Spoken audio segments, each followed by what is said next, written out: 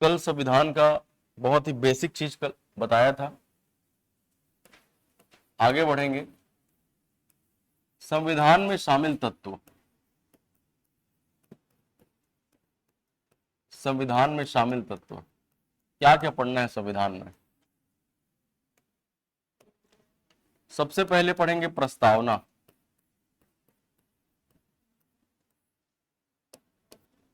संविधान में भाग कितने हैं?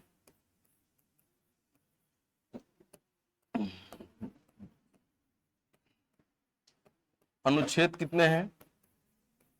395। अनुसूचियां कितनी हैं? 12। मूल संविधान में, मूल संविधान मतलब जब संविधान बना, मूल संविधान में 8 अनुसूचियां थी। अभी कितनी अनुसूचियां हैं? 12। नोट करो इसको।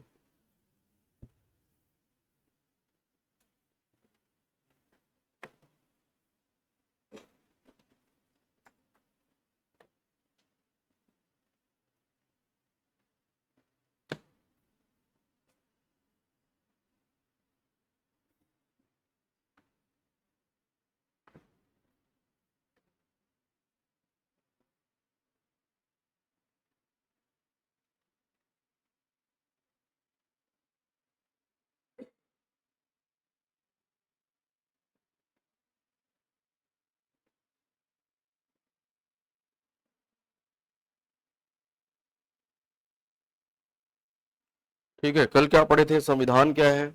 संविधान नियमों उपनियमों का लिखित दस्तावेज है जिसके अनुसार सरकार का संचालन किया जाता है। सरकार के 3 अंग कौन कौन से? विधायिका, कार्यपालिका, न्यायपालिका। विधायिका क्या करती है? कानून बनाती है। कार्यपालिका इन कानूनों को लागू करती है। ठीक। और न्यायपालिका चेक करती है कि जो कानून बना है वो संविधान के अनुसार है या नहीं। ठीक है, इतना नोट कर लिया सबने? ठीक, तो सबसे पहला हेडिंग दीजिए प्रस्तावना।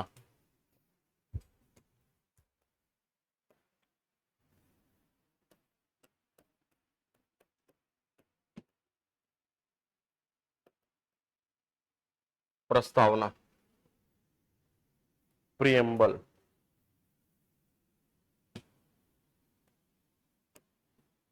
मेरे साथ साथ नोट करते जाइए, मैं जैसा लिख रहा हूं वैसे लिखते जाइए आप लोग भी। हम भारत के लोग भारत को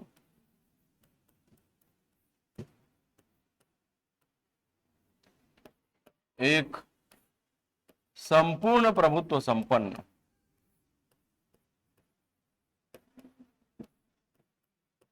हम भारत के लोग भारत को एक संपूर्ण प्रभुत्व संपन्न, समाजवादी, पंथ निरपेक्ष,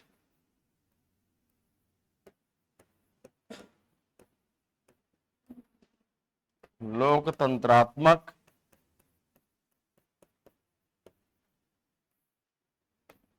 गणराज्य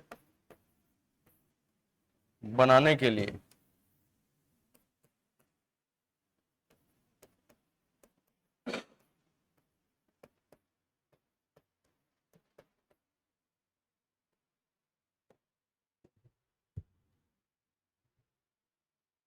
हम भारत के लोग भारत को एक संपूर्ण प्रभुत्व संपन्न, समाजवादी, पंथ निरपेक्ष, लोकतंत्रात्मक गणराज्य बनाने के लिए। जो कहते हो नोट करो, जैसा मैं लिख रहा हूं वैसे ही लिखते जाइए। हो गया? हो गया? ठीक, आगे। तथा उसके समस्त नागरिकों को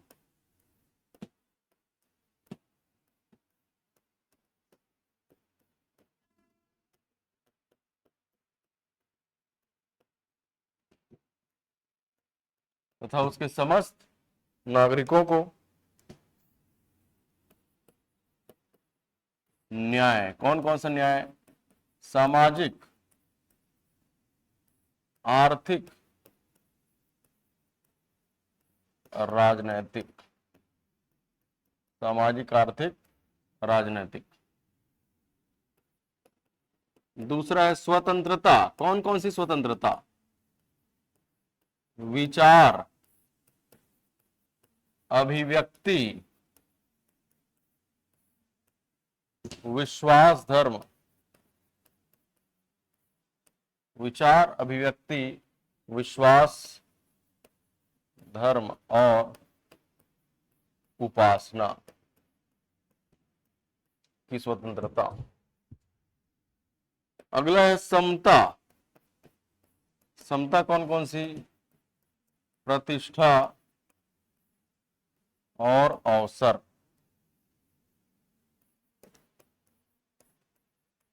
की समता, अवसर की समता।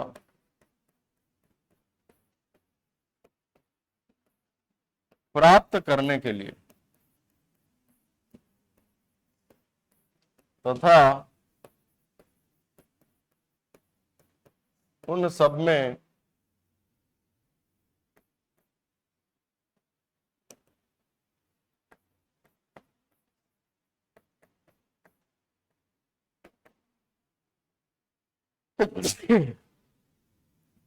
व्यक्ति की गरिमा,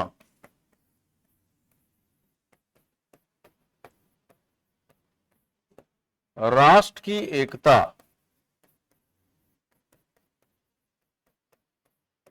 एवं अखंडता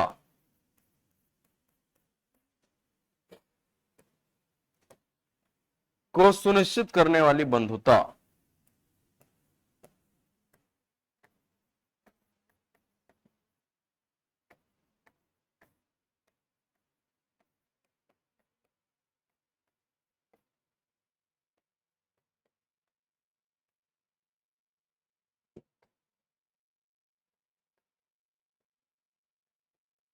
को बढ़ाने के लिए, यहां तक नोट करो,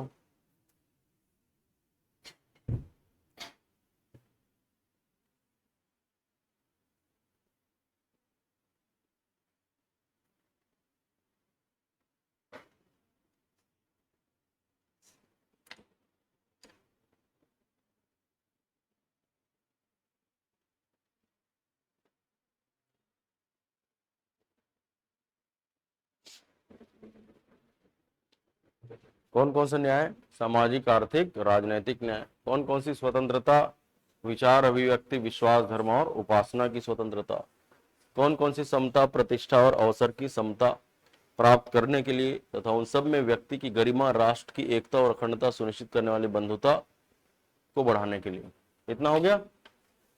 आगे लिखिए। दृढ़ संकल्पित होकर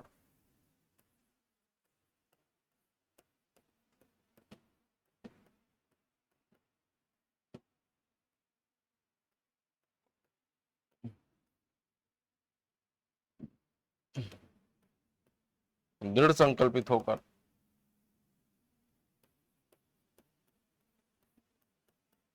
आज तारीख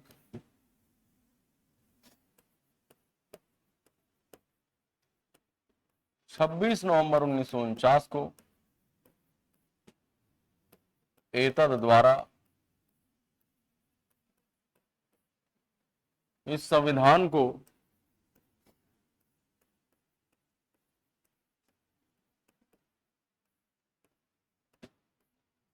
अंगीकृत, अधिनियमित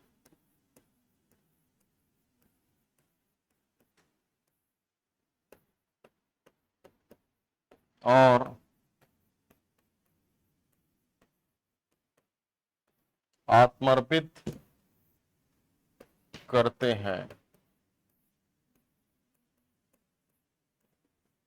अंगीकृत, अधिनियमित और आत्मर्पित करते हैं।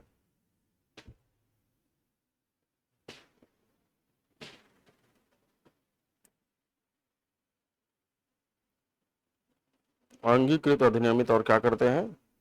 आत्मर्पित करते हैं।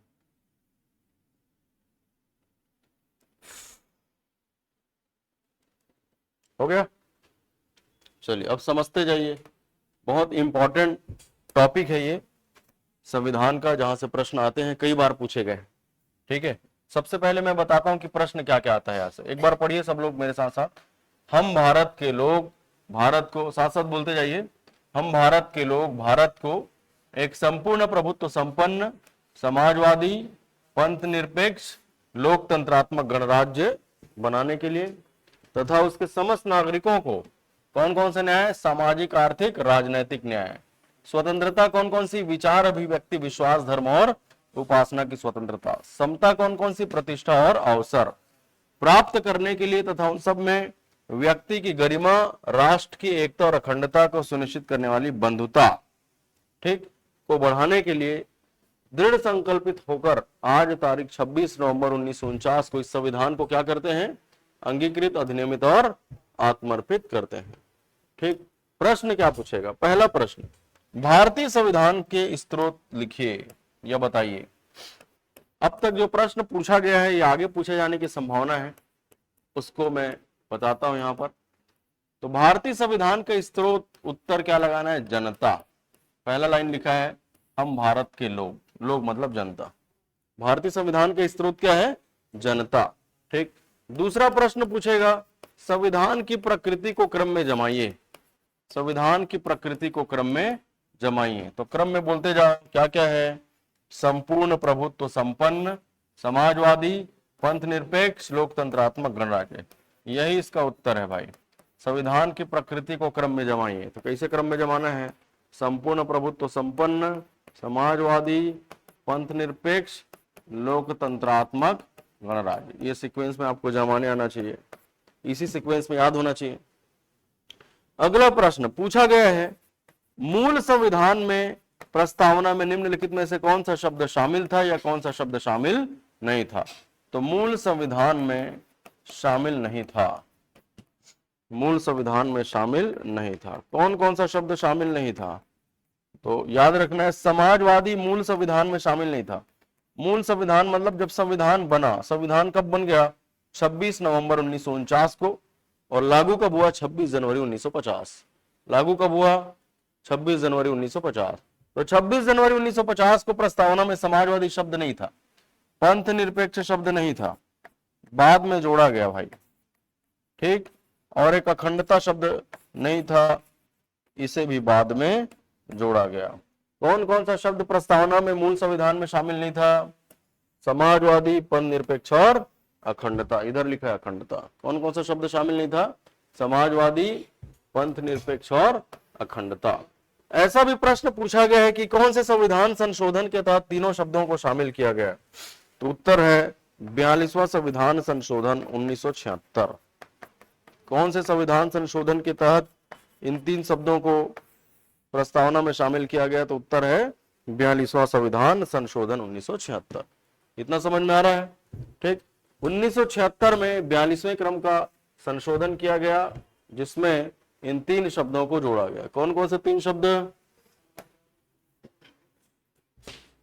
आंसर देना है, बोलना है, क्लास में पूरी एनर्जी के साथ बैठना है। ठीक, कौन कौन से तीन शब्द जोड़ा गया? समाजवादी, पंथ निरपेक्ष और अखंडता। ठीक, इसमें चौथा प्रश्न पूछा जा चुका है कि भारतीय संविधान की प्रस्तावना में कितने प्रकार के न्याय की बात कही गई है? तो उत्तर है 3। कौन कौन सा? सामाजिक, आर्थिक, राजनैतिक। ऐसा भी प्रश्न पूछा गया है कि निम्नलिखित में से प्रस्तावना में कौन से न्याय की बात नहीं की गई है? ऑप्शन है सामाजिक, आर्थिक, राजनैतिक, धार्मिक। उत्तर हो जाएगा धार्मिक। समझ में आ रहा है? ठीक, अगला प्रश्न पूछा गया कि कितने प्रकार की स्वतंत्रता की बात कही गई है? तो उत्तर है 5। विचार, अभिव्यक्ति, विश्वास, धर्म और उपासना। कितने प्रकार के समता की बात कही गई है? तो 2, प्रतिष्ठा और अवसर की समता। 7वां प्रश्न पूछा गया कि संविधान के उद्देश्य को क्रम में जमाइए। संविधान के उद्देश्य को क्रम में जमाइए। तो उद्देश्य क्या है? न्याय, स्वतंत्रता, समता और बंधुता। न्याय, स्वतंत्रता, समता और बंधुता। ये 2017 रेवेन्यू इंस्पेक्टर में पूछा गया है। ठीक, इसको इसी क्रम में याद रखना है। सबसे पहले क्या आता है? न्याय, फिर स्वतंत्रता, फिर समता, फिर आता है बंधुता। इसको इसी क्रम में याद रखना है, पूछा जा चुका है। क्लियर है सबको? अगला प्रश्न पूछा गया है, भारतीय संविधान को कब अंगीकृत किया गया? भारतीय संविधान को कब अंगीकृत किया, कब अधिनियमित किया, कब आत्मर्पित किया? तो उत्तर है 26 नवंबर 1949। ठीक, अगर पूछा जाए संविधान कब अंगीकृत हुआ, कब अधिनियमित हुआ, कब आत्मर्पित हुआ, संविधान कब बना, संविधान कब तैयार हुआ, तो इन सभी का उत्तर क्या है? 26 नवंबर 1949। 26 नवंबर को संविधान दिवस के रूप में मनाया जाता है। 26 नवंबर को कौन सा दिवस मनाते हैं? संविधान दिवस। ठीक, शुरू से नहीं मना रहे हैं, इसकी शुरुआत हुई है 2015 से। संविधान दिवस मनाने की शुरुआत कब हुई? 2015 से। संविधान दिवस मनाने की शुरुआत कब हुई? 2015 में।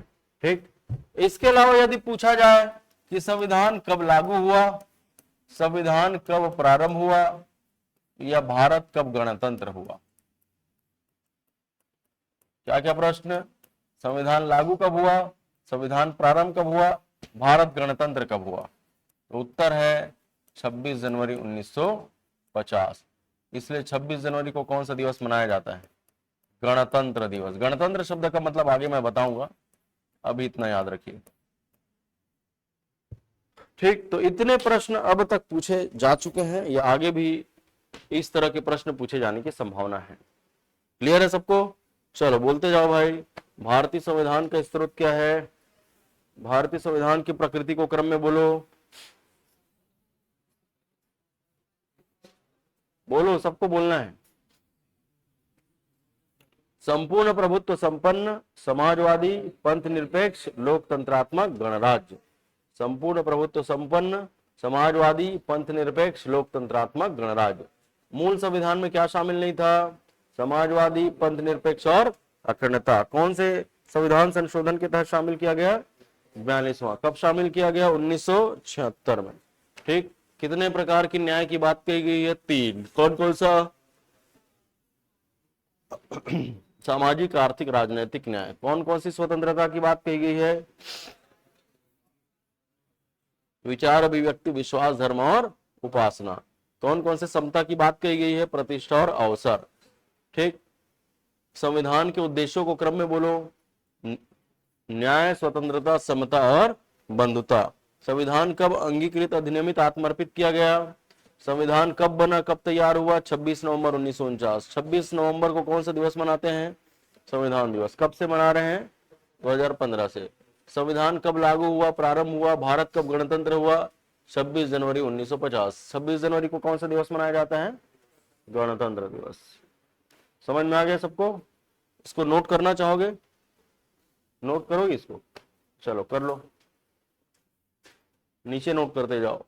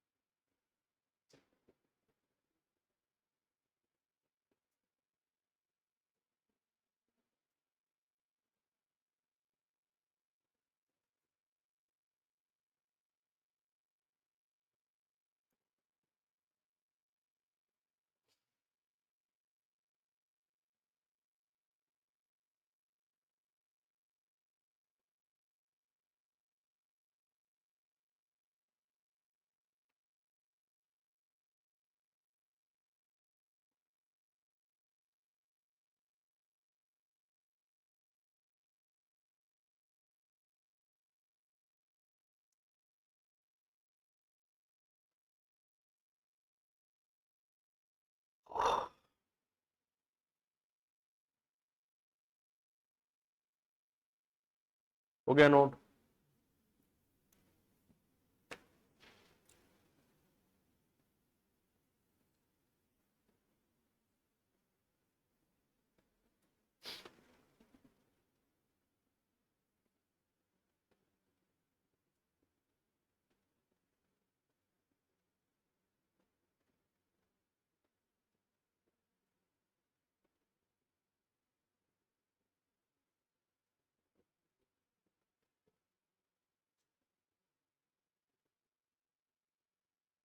ठीक, कितने प्रकार के न्याय की बात? 3। कौन कौन सा? सामाजिक, आर्थिक, राजनीतिक। कितने प्रकार की स्वतंत्रता? 5। कौन कौन सा? विचार, अभिव्यक्ति, विश्वास, धर्म और उपासना। समता कौन कौन सा? प्रतिष्ठा और अवसर। उद्देश्य एक सीक्वेंस में बोलो। न्याय, स्वतंत्रता, समता और बंधुता।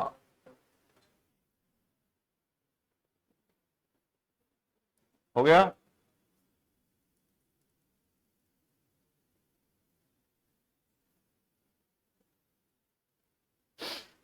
हो गया, ठीक। अगर प्रश्न पूछा जाए संविधान अंगीकृत, अधिनियमित, आत्मर्पित कब बना, कब तैयार हुआ, तो 26 नवंबर 1949। 26 नवंबर को मनाया जाता है संविधान दिवस। कब से मना रहे हैं? 2015 से। संविधान कब लागू हुआ, कब प्रारंभ हुआ, भारत कब गणतंत्र हुआ, तो 26 जनवरी 1950। 26 जनवरी को गणतंत्र दिवस। नोट करो, 26 नवंबर को संविधान दिवस और 26 जनवरी को गणतंत्र दिवस।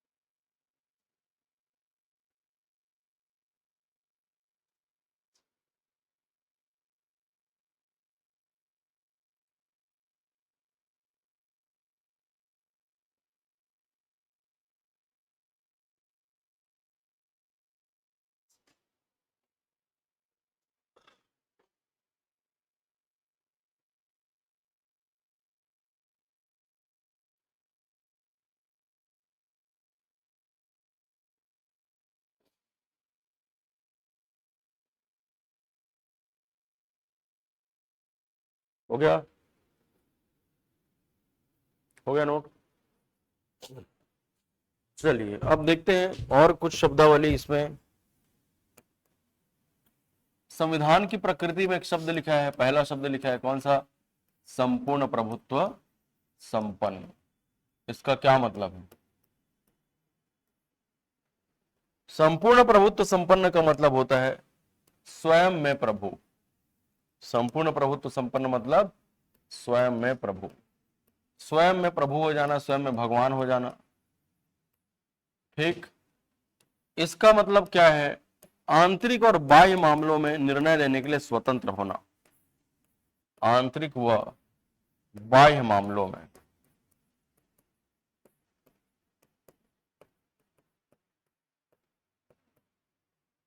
निर्णय लेने के लिए स्वतंत्र व सक्षम होना। निर्णय लेने के लिए स्वतंत्र व सक्षम होना क्या कहलाता है? संपूर्ण प्रभुत्व संपन्न। संपूर्ण प्रभुत्व संपन्न मतलब स्वयं में प्रभु, अर्थात भारत अपने आंतरिक मामलों में, बाह्य मामलों में निर्णय लेने के लिए स्वतंत्र है और सक्षम है। ठीक, जैसे भारत पाकिस्तान का युद्ध चल रहा है तो कोई दूसरा देश नहीं बताएगा कि हमें क्या करना है। ऐसे देशों को क्या कहा जाता है? संपूर्ण प्रभुत्व संपन्न। नोट करो।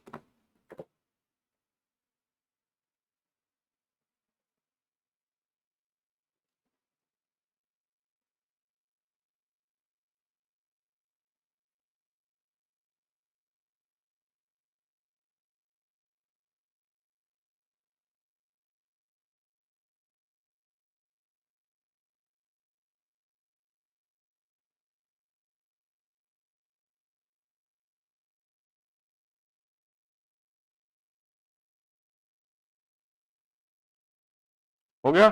संपूर्ण प्रभुत्व संपन्न मतलब समझ में आ गया सबको? निर्णय लेने के लिए स्वतंत्र होना और निष्पक्ष होना, आंतरिक मामलों में या बाह्य मामलों में। आंतरिक मामला क्या हो सकता है?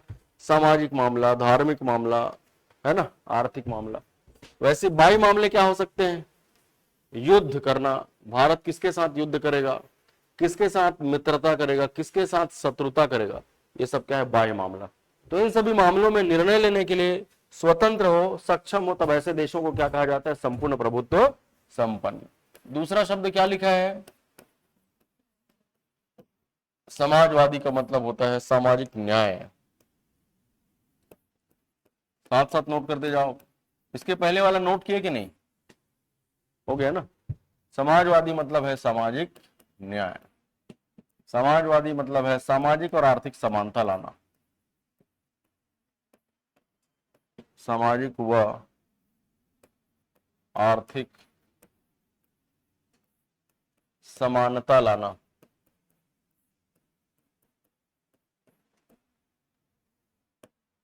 समाजवादी का मतलब होता है गरीबी और बेरोजगारी को दूर करना।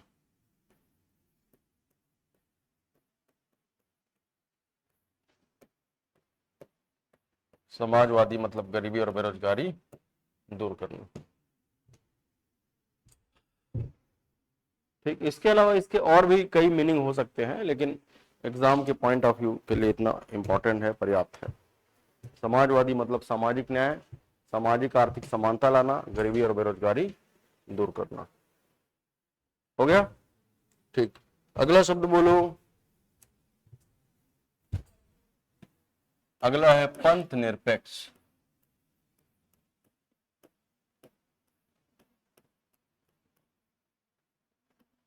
सेक्युलर, पंथ निरपेक्ष। पंथ निरपेक्ष का मतलब है भारत का अपना एक विशेष धर्म नहीं है। भारत का अपना एक विशेष धर्म नहीं है।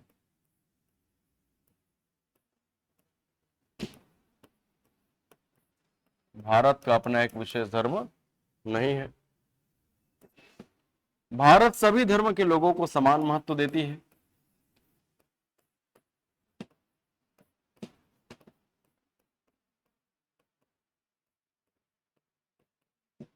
भारत सभी धर्म के लोगों को समान महत्व देती है,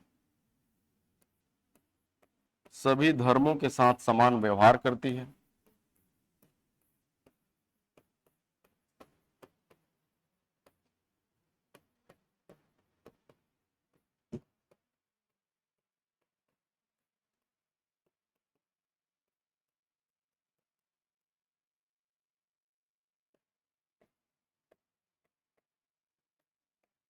किसी भी धर्म को अपनाने के लिए कोई व्यक्ति स्वतंत्र है और किसी भी धर्म का व्यक्ति भारत में निवास कर सकता है।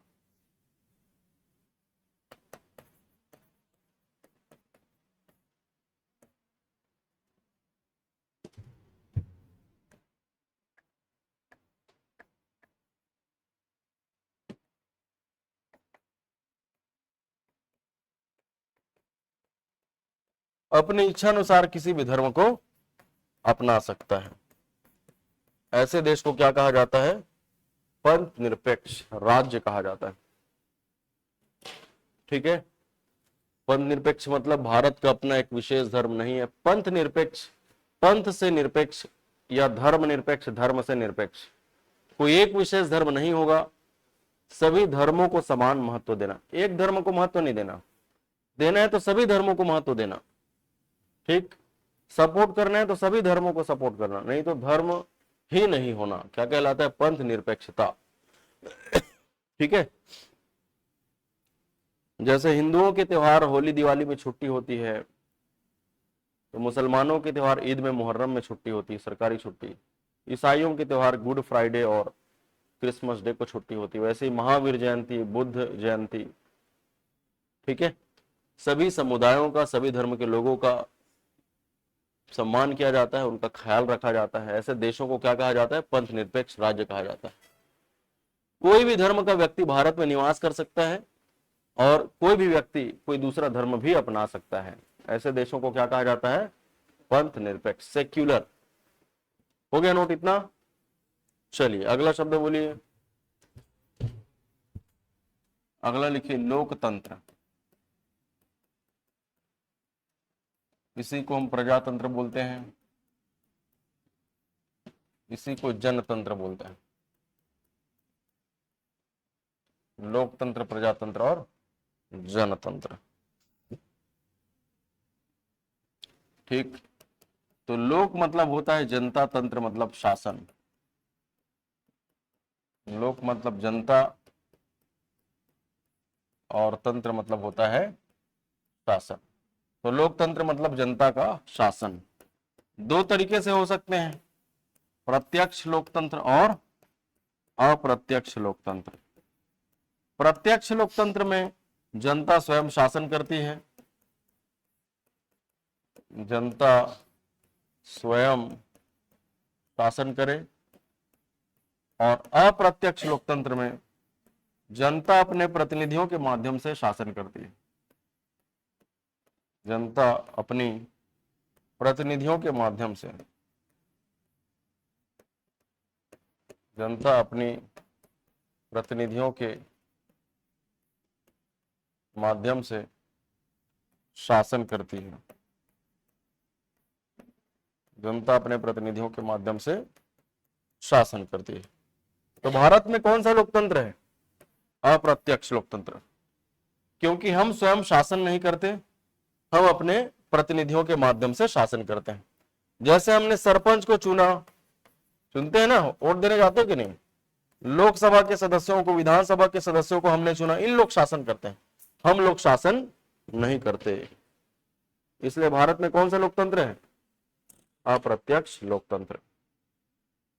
आ रहा समझ में? चलिए अगला शब्द क्या है? गणराज्य। हो गया नोट?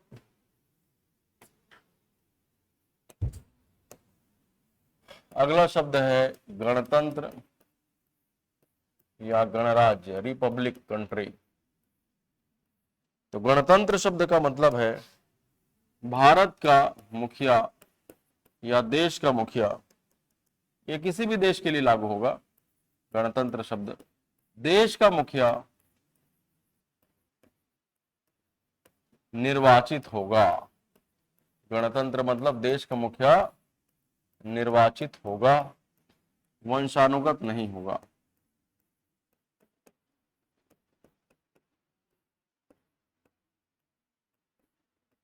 देश का मुखिया निर्वाचित होगा, वंशानुगत नहीं होगा। देश का मुखिया कौन है? राष्ट्रपति। तो राष्ट्रपति का जो पद है वो वंशानुगत है क्या भारत देश में? मतलब ऐसा है क्या कि राष्ट्रपति का बेटा बेटी राष्ट्रपति, फिर उसका बेटा बेटी राष्ट्रपति? ऐसा नहीं है। तो राष्ट्रपति का होता है चुनाव, निर्वाचन होता है। समझ में आ रहा है? या वास्तविक मुखिया कौन है देश के? प्रधानमंत्री। तो प्रधानमंत्री है ना, प्रधानमंत्री भी वंशानुगत है क्या? नहीं, उनके लिए भी चुनाव होता है। कौन सा चुनाव होता है? कल बताया था, लोकसभा चुनाव। मुख्यमंत्री के लिए विधानसभा चुनाव। हो गया नोट सबका? समझ में आ रहा है? चलो बोलो एक बार। संपूर्ण प्रभुत्व संपन्न मतलब स्वयं में प्रभु, अर्थात भारत अपने आंतरिक और बाह्य मामलों में निर्णय लेने के लिए स्वतंत्र है, सक्षम है। समाजवादी मतलब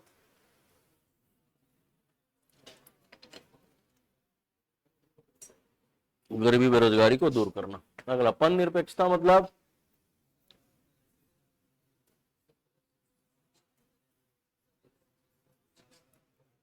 किसी भी धर्म का व्यक्ति भारत में निवास कर सकता है और कोई भी धर्म अपना सकता है। लोकतंत्र मतलब जनता का शासन, जनता स्वयं शासन करे तो प्रत्यक्ष लोकतंत्र, जनता अपनी प्रतिनिधियों के माध्यम से शासन करे तो इसे अप्रत्यक्ष लोकतंत्र कहा जाता है। गणतंत्र मतलब देश का मुखिया निर्वाचित होगा, वंशानुगत नहीं।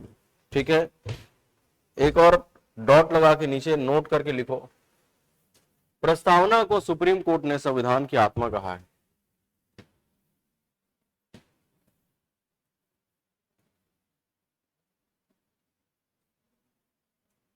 प्रस्तावना को सुप्रीम कोर्ट ने संविधान की आत्मा कहा है। प्रस्तावना को सुप्रीम कोर्ट ने क्या कहा है? संविधान की आत्मा कहा है। ठीक, तो आपके पास प्रश्नों का एक सेट है, इसमें से प्रश्न पढ़िए और सही उत्तर को बताइए। 4 ऑप्शन है ABCD, सही आने पर हरा और गलत आने पर लाल हो जाएगा। तो भारतीय संविधान के किस भाग को उसकी आत्मा कही गई है? अभी बताया प्रस्तावना, सही तो हरा, गलत हो जाएगा तो लाल लाल लाल। आ रहा है समझ में? चलिए अगला प्रश्न, इसको पढ़ो।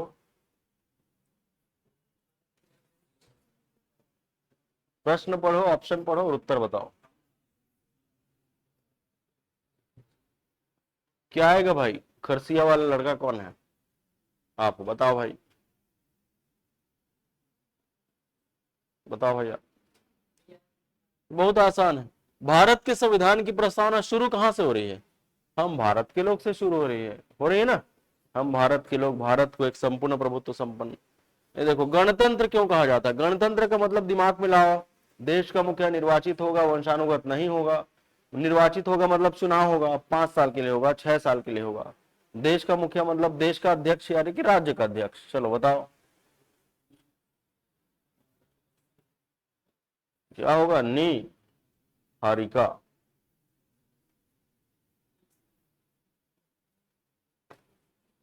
बी, हाँ हाँ, मैं तो वो सब शब्द लिखवाया ही नहीं हूं गणतंत्र में। गणतंत्र में लिखवाया हूं कि देश का मुखिया निर्वाचित होता है। तो देखो, राज्य का प्रमुख निर्वाचित होता है निर्धारित अवधि के लिए, 5 साल के लिए, 6 साल के लिए। आ रहा है समझ में? भारत कैसा देश है?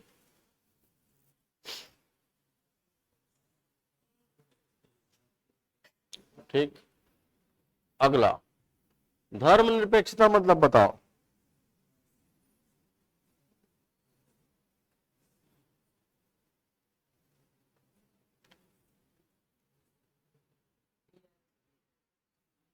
किसी धर्म को स्वीकार नहीं करना। अगला, धर्मनिरपेक्ष का मतलब क्या है? धर्मनिरपेक्ष, पद निरपेक्ष मतलब भारत का कोई एक विशेष धर्म नहीं होगा, मतलब किसी निश्चित धर्म का समर्थन नहीं करता।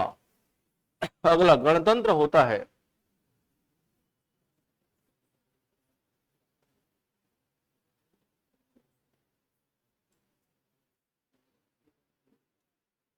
क्या आएगा? कहां से आ जाएगा? गणतंत्र लोकतंत्र अलग अलग है।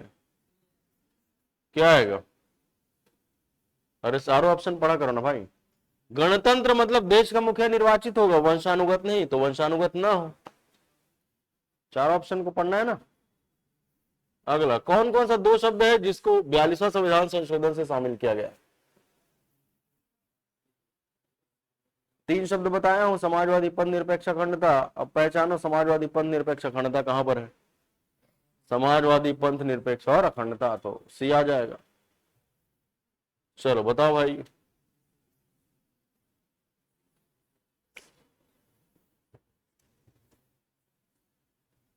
ऑनलाइन कैंडिडेट कमेंट करके उत्तर बताएंगे।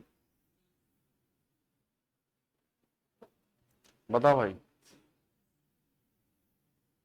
ठीक, संपूर्ण प्रभुत्व संपन्न, समाजवादी, पद निरपेक्ष, लोकतंत्रात्मक गणराज्य। अगला, चारों ऑप्शन ध्यान से पढ़ो तभी आंसर दो।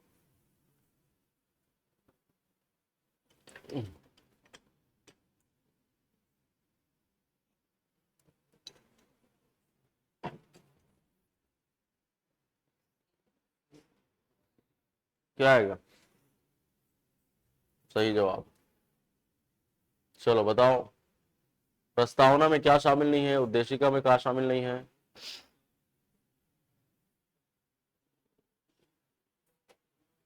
क्या शामिल नहीं है? लोक कल्याण शामिल नहीं है। अगला, गणराज्य मुख्य रूप से माना जाता है भारत को क्योंकि। ध्यान से पढ़ो, डायरेक्ट आंसर नहीं देना है, तुरंत पढ़ना है ध्यान से, तभी उत्तर देना है।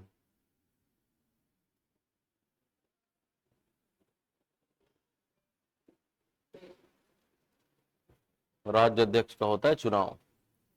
चलिए क्रम में जमाओ, याद नहीं है तो देख कर जमाओ, कॉपी देखो।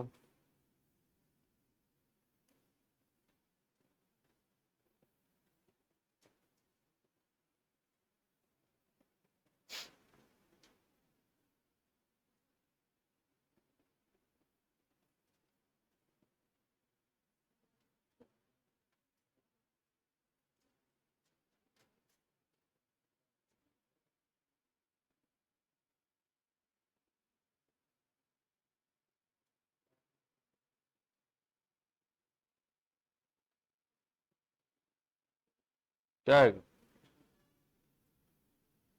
संपूर्ण प्रभुत्व संपन्न समाजवादी पद निरपेक्ष लोकतंत्रात्मक गणराज्य।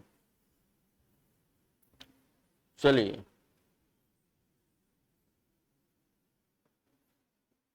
सेक्युलर मतलब पद निरपेक्षता।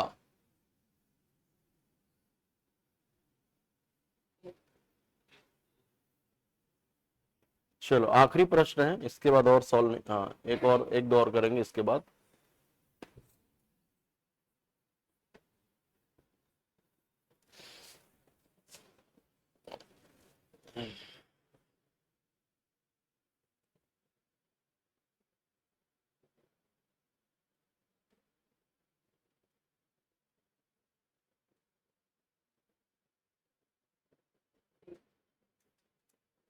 क्या होगा?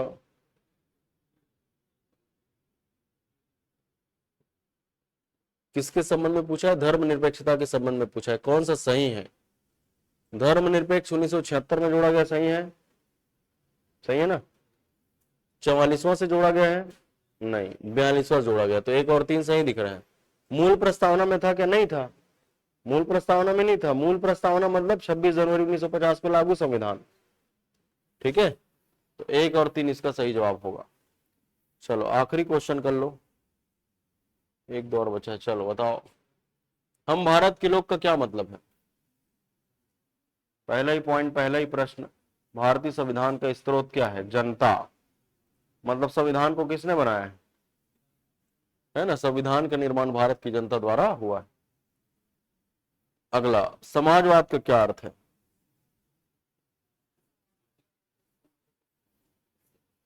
क्या है? ठीक, तो लगभग 18-20 प्रश्न हमने सॉल्व किया। सभी विद्यार्थियों ने ठीक ढंग से पार्टिसिपेट किया, तो पढ़ाई करते रहें। आज की क्लास में किसी भी विद्यार्थी को कोई भी डाउट हो तो आप पूछ सकते हैं।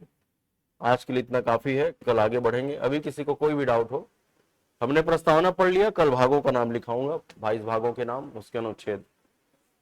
चलो बोलो, कोई डाउट? एक बार कॉपी चेक कर लो, कॉपी पढ़ लो। 200 पेज की कॉपी बनानी है सबको संविधान के लिए। अगर भर जाए तो और भले ही कॉपी बना लेनी है, शुरुआत में 200 पेज की कॉपी बनानी है। ठीक, आप यदि एक्स्ट्रा पढ़ना चाहते हैं या पढ़ने का मन करता होगा तो संविधान के लिए किताब एम लक्ष्मीकांत बहुत अच्छी किताब है, इसको आप पढ़ सकते हैं। दूसरा किताब जो पढ़ना चाहिए, बेयर एक्ट, लेकिन इसको आप पढ़ नहीं पाओगे, काफी कठिन शब्दों में दिया है। और तीसरा आपको सॉल्व करना है ऑब्जेक्टिव प्रश्न, इसके लिए आपको खरीदना है घटना चक्र। कोई भी टॉपिक मैं पढ़ाऊंगा उससे संबंधित ऑब्जेक्टिव प्रश्न आपको कहां मिल जाएंगे? घटना चक्र में। ठीक है, जैसे संविधान में 22 भाग हैं, उसमें भाग 3 में है मूल अधिकार। मान लो मैंने भाग 3 पढ़ाया, तो इससे संबंधित लगभग 150 प्रश्न कहां पर दिया है? घटना चक्र में दिया है। ठीक, तो इसके प्रश्नों को सॉल्व करते जाना है। संविधान बहुत महत्वपूर्ण भूमिका निभाता है प्रीलिम्स को क्लियर करने में। ठीक, जीएस के 100 प्रश्नों में से 50 छत्तीसगढ़ और 50 इंडियन जीएस। अब इंडियन जीएस में सबसे ज्यादा इंपॉर्टेंट जो होता है वो पॉलिटी हिस्ट्री होता है। पॉलिटी ऐसा सब्जेक्ट है जिसको अगर आपने पढ़ा है तो प्रश्न बनेगा ही बनेगा, छूटेगा नहीं। इतिहास अथाह है, छूटने की संभावना या एकाध प्रश्न नहीं बनने की संभावना होती है। लेकिन पॉलिटी यदि आपने पूरा पढ़ा है, ठीक, जैसे पॉलिटी में क्या पढ़ना है? 22 भाग को पढ़ना है और 395 अनुच्छेदों में से इंपॉर्टेंट अनुच्छेदों को पढ़ना है। इससे बाहर थोड़ी आएगा, यही तो आएगा ना भाई। इसलिए पॉलिटी अगर आपने पढ़ा है तो प्रश्न, सभी प्रश्न बनने की संभावना होती है। समझ में आ रहा है? चलो, कोई डाउट है चेक कर लो और पूछो, नहीं है डाउट तो बताओ। फिर आज के लिए इतना ही, क्लास ओवर करते हैं।